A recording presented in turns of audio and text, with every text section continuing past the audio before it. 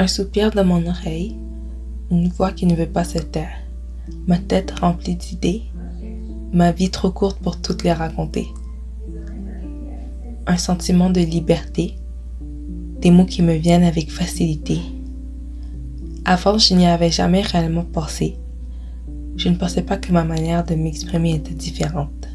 Jusqu'à maintenant, j'en doute légèrement. Depuis que je suis jeune, j'aime écrire.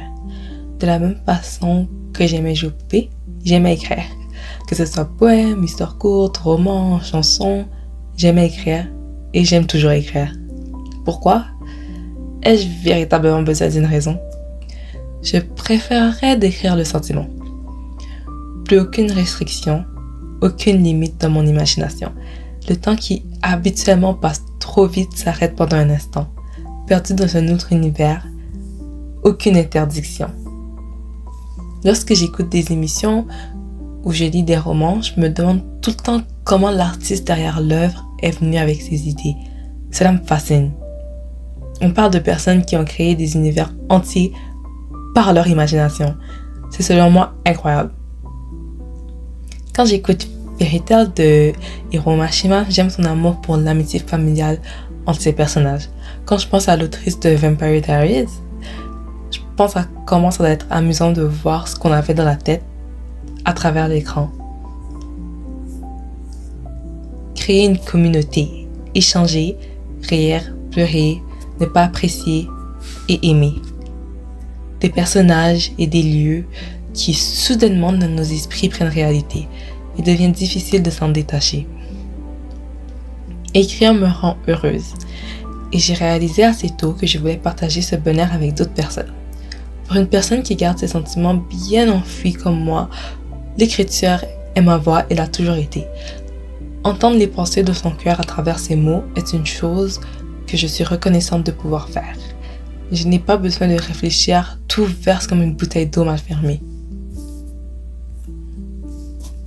Je serai sincère. Lorsque le cégep a commencé, je me suis égarée. C'est pour cela que je n'ai pas eu d'autre choix que d'ancrer mon navire. Je m'étais endormie pendant un moment et le bateau ne faisait que flotter sur les vagues. Pourtant, j'étais supposée être le capitaine.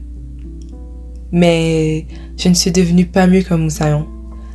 Lorsque l'on veut quelque chose, il faut l'attraper avec ses propres mains.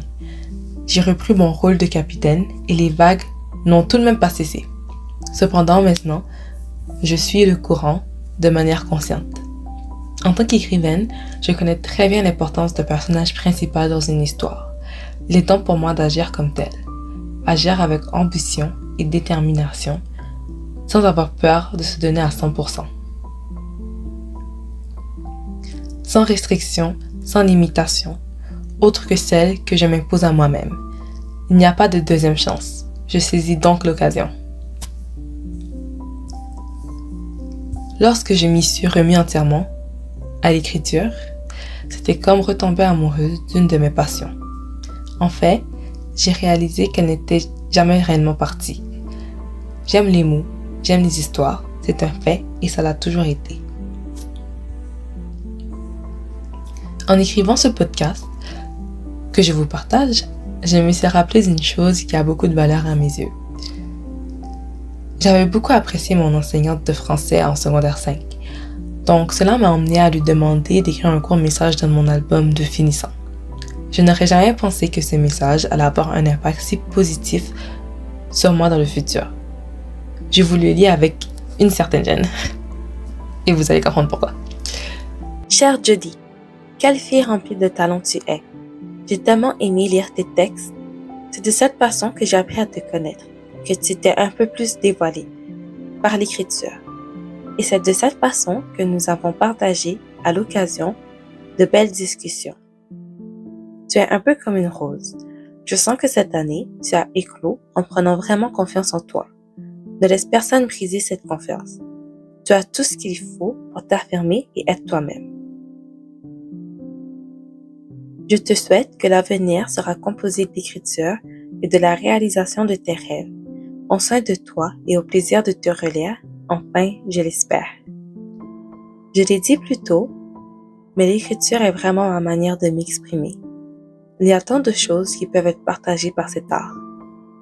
Puis, en relisant ce message, au cégep, lorsque j'avais de la difficulté à me retrouver, c'était comme une illumination dans mon cœur.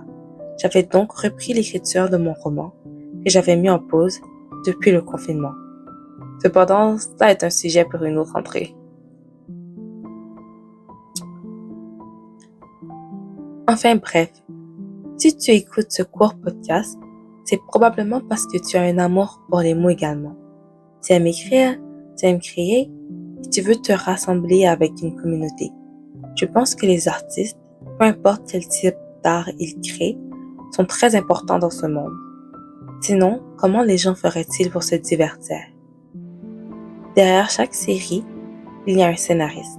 Et derrière chaque livre, il y a un auteur. Une graine qui a été plantée dans son esprit, devenue un arbre.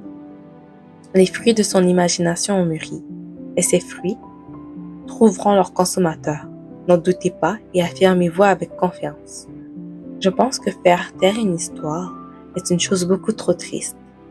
De la même manière qu'il ne faut pas laisser ses sentiments pourrir à l'intérieur de soi, il ne faut pas jeter ces histoires à la poubelle. Ou sinon, elles seront recyclées par quelqu'un d'autre. C'est drôle, non? La manière dont le monde fonctionne. Bon, c'en est assez pour la réflexion du jour. J'espère que ces mots sont venus vous chercher, ou même que vous vous êtes senti interpellé. Et si c'était le cas, restez à l'affût pour les prochains épisodes de Journal d'une autrice. À la prochaine.